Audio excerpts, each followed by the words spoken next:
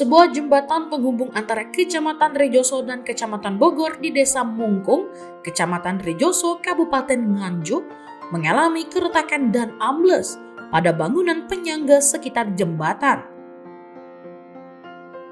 Pantauan di lokasi, sejumlah bagian jembatan tampak mengalami retak pada penyangga atau penampung buangan air dari perkampungan warga serta dinding beton. Selain itu, sisi kiri dan kanan jembatan terlihat ambles di beberapa titik yang menimbulkan pertanyaan terkait kualitas konstruksi dan pengawasan proyek.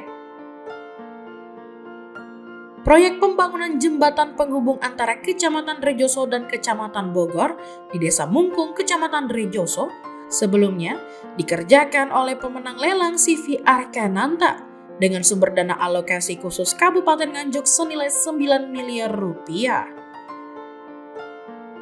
Keretakan atau ambrol yang terjadi muncul saat hujan deras mengguyur wilayah Kabupaten Nganjuk sebelum jembatan difungsikan. Hal ini membuat banyak pihak mempertanyakan pengawasan selama proses pembangunan.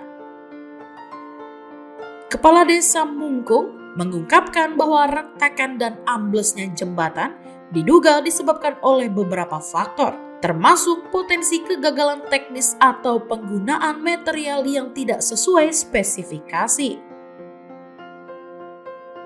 Proyek jembatan ini sebelumnya diharapkan dapat menjadi solusi bagi peningkatan konektivitas antar wilayah di Nganjuk. Namun, insiden ini justru menimbulkan keraguan terhadap efektivitas pengelolaan proyek infrastruktur di daerah Nganjuk. Kronologisnya kemarin waktu hujan yang sangat lebat sekali dan air yang dari selatan itu mengalirnya kan semua ke sungai, arahnya ke sungai semua, dan ini kurang untuk saluran, akhirnya larinya ke sebelah di jembatan ini karena salurannya yang kurang juga, saluran yang kurang. Terus untuk penahan tanah itu pengurukan ini seharusnya rata, jadi air langsung bisa ke sungai, tapi karena pengurukannya mungkin belum selesai atau apa, saya kurang tahu. Ini akhirnya air itu semuanya berhenti di sini, di penahan di sebelah jembatan ini. Akhirnya tidak kuat untuk menahan air sama tanah ini. Untuk sayapnya ini agak miring, akhirnya tidak kuat. Gue ketarik ini untuk menahan. Dengan situasi letak jembatannya, tidakkah berkoordinasi dengan dinas atau rekanan yang mengerjakan? Kalau dengan rekanan untuk yang mengerjakan dengan konsultasi belum. Cuma kemarin saya sudah mengatur dengan Pak Bunda laporan ke dengan adanya jembatan yang baru beberapa hari ini selesai, sudah terjadi seperti ini.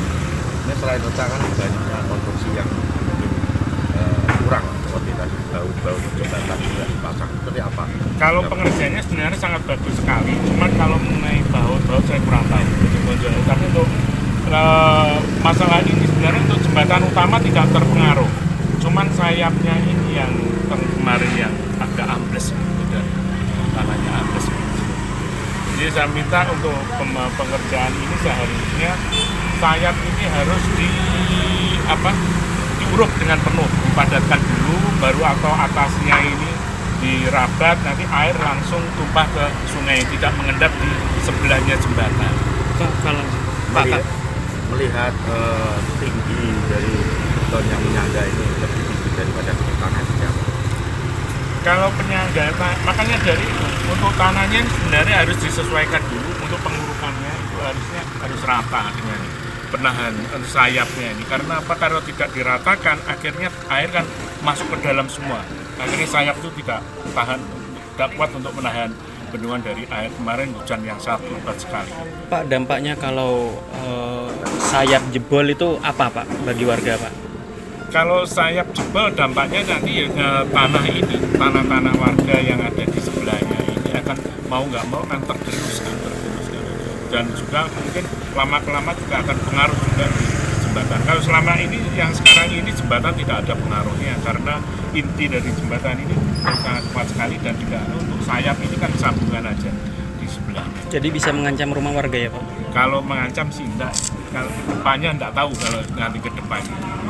Kalau tanpa sayap ini, karena dengan sayap ini saya minta untuk pengurukannya, terutama untuk pengurukan ini agar air yang dari sebelah selatan ini, sungai ini langsung masuk ke sungai, tidak mengendap di. Kalau dibiarkan seperti ini ke depan juga akan terjadi seperti ini lagi. Masyarakat kini menunggu tindak lanjut dari pemerintah dan kontraktor terkait perbaikan dan penyelesaian masalah ini. Kasus ini diharapkan menjadi pelajaran agar kejadian serupa tidak terulang pada proyek infrastruktur lainnya.